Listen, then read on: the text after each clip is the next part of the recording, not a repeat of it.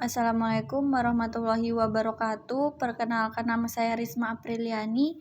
NIM saya 1911102416092. Di sini saya akan sedikit menjelaskan mengenai asuhan keperawatan pada mata kuliah keperawatan medikal bedah 2 dengan diagnosa yaitu diabetes mellitus. Adapun identitas pasiennya, nama pasiennya Nyonya N, umurnya 43 tahun. Untuk tanggal masuk RS-nya yaitu 25 Oktober 2021 dan tanggal pengkajiannya 1 November 2021. Riwayat penyakitnya, keluhan utamanya saat masuk RS, klien ini mengatakan sudah 2 hari dada terasa sakit terus-menerus, demam kurang lebih 2 minggu, demam sering terjadi pada malam hari disertai dengan menggigil. TTV-nya, tekanan darahnya ada 142/96, nadinya 137 kali per menit, dan RR-nya ada 22 kali per menit. Suhunya 36,1, SpO2-nya 96%, dan GCS-nya 15.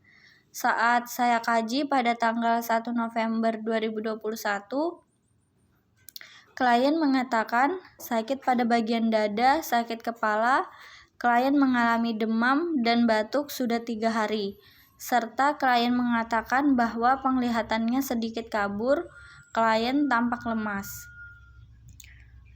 Untuk riwayat penyakit sekarangnya yaitu diabetes mellitus. Untuk riwayat penyakit dahulunya, klien ini pernah mengalami hipertensi, stroke, kolesterol, dan DM. Untuk riwayat penyakit keluarganya ada hipertensi. Ayah dari pasien ini sudah meninggal dan ibunya memiliki riwayat hipertensi, dan klien ini 3 saudara, dan kakak kandungnya perempuan mengalami stroke.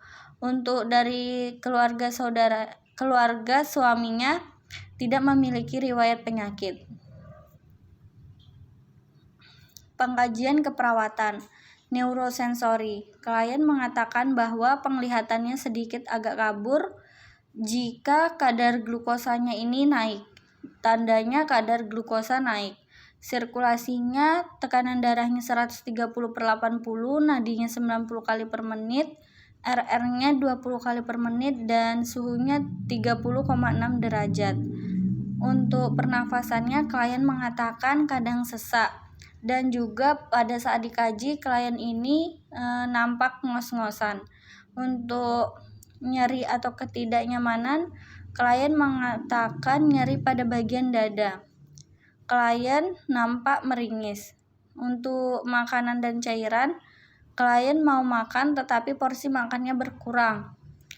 Untuk minum sendiri, klien ini sering merasa haus. Untuk eliminasinya bagus, BAB dan BAK-nya teratur. Untuk aktivitas atau istirahatnya, pola tidur klien tidak teratur karena klien sering merasakan nyeri pada bagian dada kiri. Hygiene-nya, klien mengatakan mandi 2 kali sehari. Kliennya nampak bersih. Integritas ego, kondisi kliennya stabil.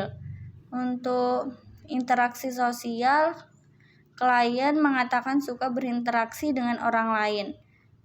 Penyuluhan, klien ini mengetahui riwayat penyakit dahulunya, riwayat penyakit sekarang yang ia derita, dan juga riwayat penyakit keluarganya. Pemeriksaan fisik yaitu kepala, rambutnya tampak bersih, tidak ada kelainan pada kepala. Lehernya tidak terdapat pembesaran kelenjar tiroid. Untuk toraksnya simetris atau tidak ada kelainan. Abdomennya tidak terdapat bekas luka. Ekstremitasnya yaitu akralnya hangat, CRT-nya kurang dari 2 detik, dan tidak adanya edema. Pemeriksaan penunjang pada tanggal 25 Oktober, waktu pertama kali masuk RS, klien ini melakukan pemeriksaan laboratorium yaitu pemeriksaan leukosit, glukosa sewaktu, dan juga Na+. Untuk penata laksanaan medisnya, pada tanggal 2 November itu dilakukan pemeriksaan EKG. Pada tanggal 30 Oktober itu dilakukan pemeriksaan radiologi dan juga untuk setiap harinya diberikan pemberian insulin Apidra. Analisa data. Yang pertama, klien mengatakan sering merasa haus dan badannya terasa lemas. Keadaan umumnya sedang, kesadaran komposmentis, dan tekanan darahnya 130/80, suhunya 37,1 dan GDS-nya 303. Untuk etiologi atau penyebabnya yaitu resistensi insulin dan problemnya itu ketidakstabilan kadar glukosa darah. Yang kedua, DS-nya klien mengatakan jika kadar gula darahnya meningkat maka penglihatannya sedikit buram. Tekanan darahnya di sini 160/100, suhunya 36 derajat Celcius, nadinya 86 kali per menit, dan GDS-nya 253 mg/dl. Penyebabnya gangguan penglihatan, problemnya gangguan persepsi sensori. Untuk yang ketiga, DS-nya klien mengatakan nyeri pada bagian dada bagian kiri. DO-nya klien nampak gelisah, klien nampak meringis, tekanan darahnya 140/90, suhunya 36,5 derajat, GDS-nya 219 mg/dl. Skala nyerinya sedang. Etiologinya yaitu agen pencedera fisiologis, misalnya inflamasi, iskemia, dan neoplasma. Untuk problemnya yaitu nyeri akut. Prioritas diagnosa yang saya ambil, yang pertama itu ketidakstabilan kadar glukosa darah berhubungan dengan resistensi insulin. Yang kedua, gangguan perfusi sensori berhubungan dengan gangguan penglihatan. Dan yang ketiga, nyeri akut berhubungan dengan agen pencedera fisiologis, misalnya inflamasi, iskemia, dan neoplasma. Adapun diagnosa keperawatan, SLKI, dan psikinya. Untuk yang pertama ada ketidakstabilan kadar glukosa darah berhubungan dengan resistensi insulin.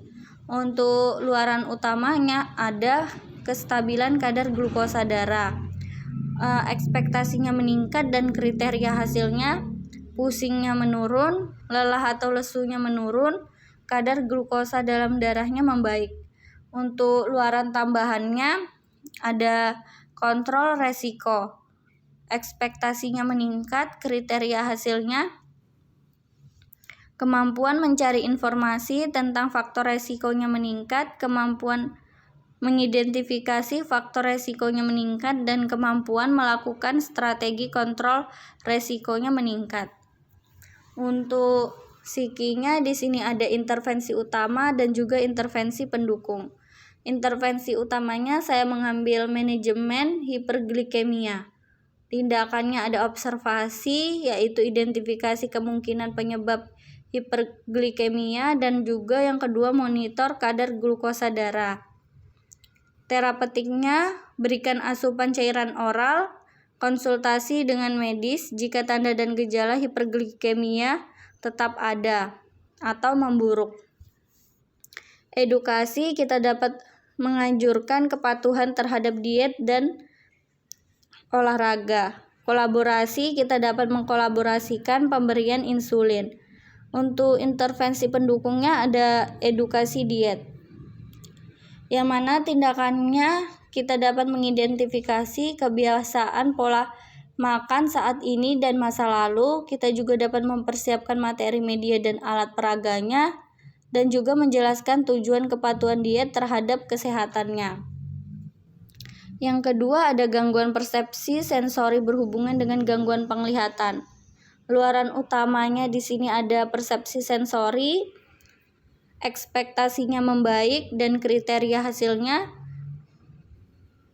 disforsi sensori itu menurun, respons sesuai stimulusnya membaik, dan konsentrasinya membaik.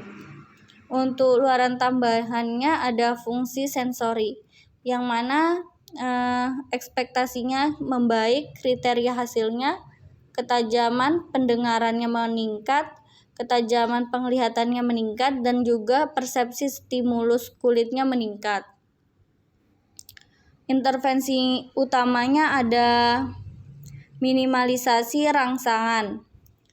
Tindakannya ada tindakan observasi, kita dapat periksa status mental, status sensori, dan juga tingkat kenyamanan. Yang kedua ada terapeutik, yang mana kita dapat membatasi stimulus lingkungan, misalnya cahaya, suara, atau aktivitas. Edukasi, kita dapat mengajarkan cara meminimalisasi stimulus lingkungan. Dan juga terakhir kita dapat mengkolaborasikan dalam meminimalkan prosedur atau tindakan. Intervensi pendukungnya ada terapi aktivitas, yang mana tindakannya kita dapat mengidentifikasi defisit tingkat aktivitas dan juga mengkoordinasikan pemilihan aktivitas sesuai usia dan menganjurkan melakukan aktivitas fisik. Untuk diagnosa terakhir ada nyeri akut berhubungan dengan agen pencedera fisiologis, misalnya inflamasi, iskemia, dan neoplasma. Luaran utamanya ada tingkat nyeri, yang mana ekspektasinya menurun dan kriteria hasilnya ada keluhan nyerinya menurun, meringisnya menurun, dan gelisahnya menurun.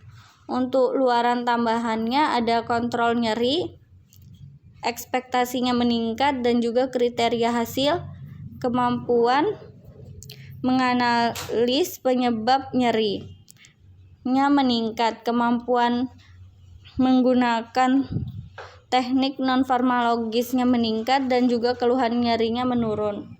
Untuk intervensi utamanya ada manajemen nyeri, yang mana tindakannya kita dapat mengidentifikasi lokasi, karakteristik, durasi, frekuensi, kualitas, dan intensitas nyeri. Dan juga kita dapat kontrol lingkungan yang memperberat rasa nyeri dan jelaskan strategi meredakan nyeri. Intervensi pendukungnya ada pemantauan nyeri. Tindakannya kita dapat memonitor kualitas nyeri dan memonitor lokasi dan penyebaran nyeri. Dan juga kita dapat mengatur interval waktu pemantauan sesuai dengan kondisi pasien dan menjelaskan tujuan dan prosedur pemantauan.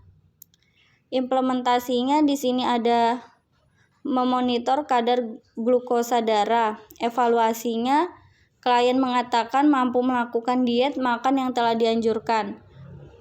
Dan GDS-nya yaitu 215 mg per dl. Yang kedua yaitu kita dapat mengajarkan pengelolaan terhadap diabetes dengan menggunakan insulin. Klien mengatakan paham cara mengecek kadar glukosa darah. DO-nya klien mengetahui cara menggunakan insulin.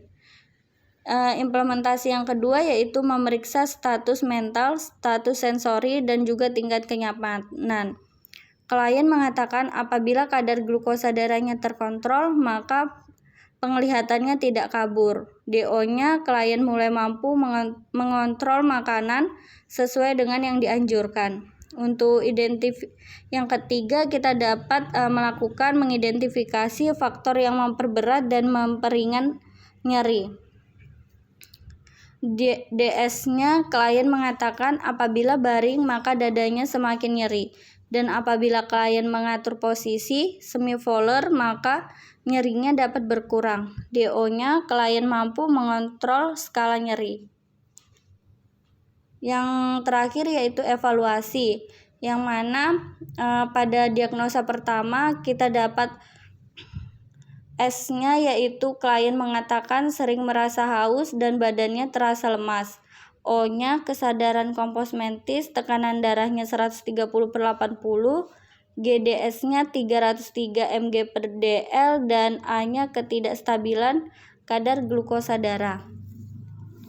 Untuk P-nya yaitu monitor kadar glukosa darah, anjurkan kepatuhan terhadap diet dan olahraga, dan berikan asupan cairan oral.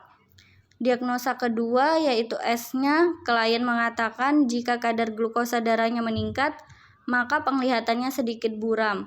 Untuk O-nya, tekanan darahnya 160/100, GDS-nya 253 mg/dl. A-nya yaitu gangguan persepsi sensori dan juga gangguan penglihatan. P-nya periksa status mental, status sensori, dan tingkat kenyamanan, misalnya nyeri atau kelelahan. Yang kedua, batasi stimulus lingkungan, dan yang terakhir, kolaborasikan dalam meminimalkan prosedur atau tindakan. Untuk diagnosa yang terakhir, S-nya ada klien mengatakan nyeri pada bagian dada bagian kiri. O-nya klien nampak gelisah, klien nampak meringis, skala nyerinya sedang. Untuk tekanan darahnya yaitu 140/90, suhu tubuhnya 36,5 derajat Celcius.